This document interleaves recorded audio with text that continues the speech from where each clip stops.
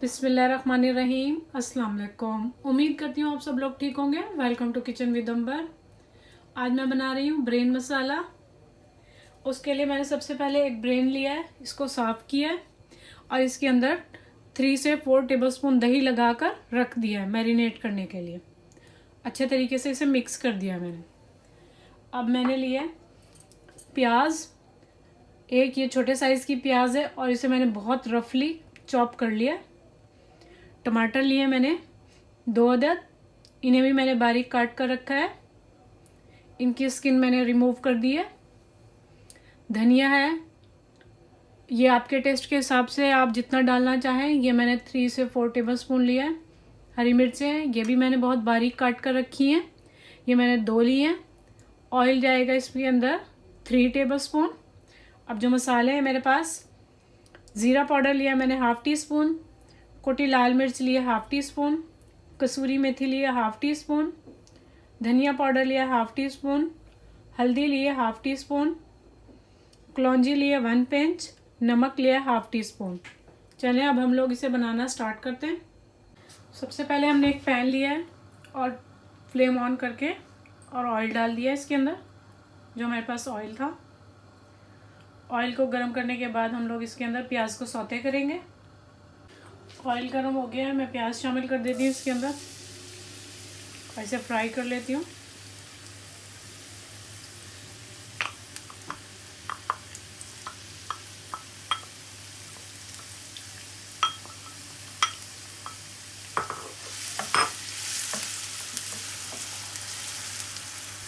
प्याज को हमने 3 से 4 मिनट तक फ्राई करना है।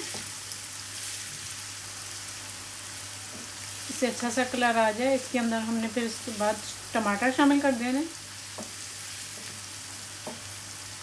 हमारी प्याज़ें लाइट गोल्डन ब्राउन हो चुकी हैं। अब मैं इसके अंदर ये टमाटर शामिल कर दूंगी।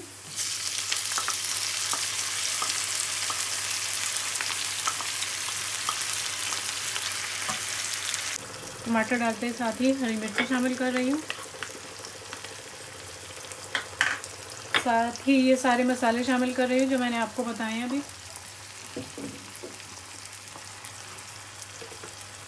इसे अच्छे तरीके से मिक्स करूँगी और मसाले को पका लूँगी, टमाटर ताकि गल जाए अच्छे तरीके से।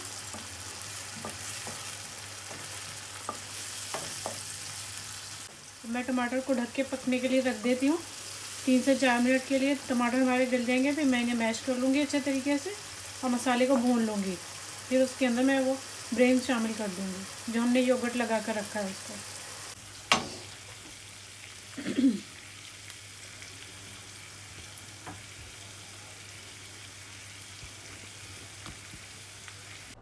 मसाला हमारा भुनकर तैयार है। टमाटर गल चुके हैं सारे अच्छे तरीके से, ऑयल सारा सेपरेट हो गया। अब मैं इसके अंदर जो मैंने दही लगाकर ब्रेन रखा है वो शामिल कर देती हूँ।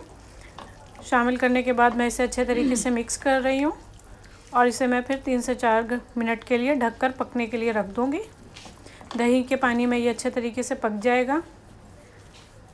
बहुत ही टेस्टी बनता है इस तरीके से, बहुत आसान रेसिपी है, आप लोग इसे ज़रूर ट्राई कीजिएगा। मैं इसे अच्छे तरीके से अब मिक्स कर रही हूँ और इसे पकते हुए 3 से 4 मिनट हो चुके थे, मैंने इसे खोल लिया। अब मैं इसकी भुनाई करती हूँ, जो इसमें पानी है वो सारा ड्राई कर लेती हूँ ऑयल, ताकि इसका सेपरेट हो जाए।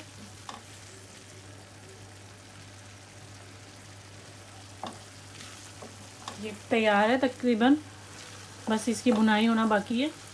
और फ्लेम फुल करके मैं इसको भून लेती हूँ।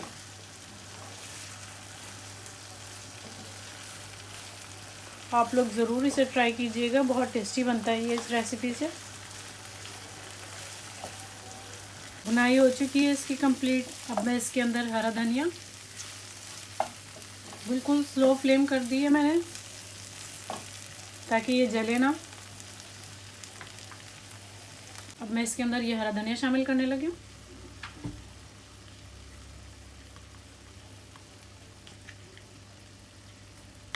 थोड़ा सा बचा लिया मैंने गार्निशिंग के लिए और बहुत थोड़ा सा गरम मसाला खुशबू के लिए, इससे टेस्ट भी बहुत अच्छा आता है इसका। अब मैं इसे दम लगा देती हूँ 3 से 4 मिनट का, फिर इसकी फाइनल लुक देखती हूँ। यहाँ पर हमारा ब्रेन मसाला तैयार है। बहुत टेस्टी, बहुत मज़ेदार सा बनता है इस रेसिपी से। आप लोग ज़रूर इसे ट्राई कीजिएगा। और अगर आप लोगों को मेरी रेसिपीज़ पसंद आ रही हैं तो प्लीज़ मेरे चैनल किचन विद अंबर को सब्सक्राइब कर लें, लाइक करें और शेयर ज़रूर कीजिएगा अपने फ्रेंड्स और फैमिली मेम्बर्स के साथ। अल्लाह हाफिज़।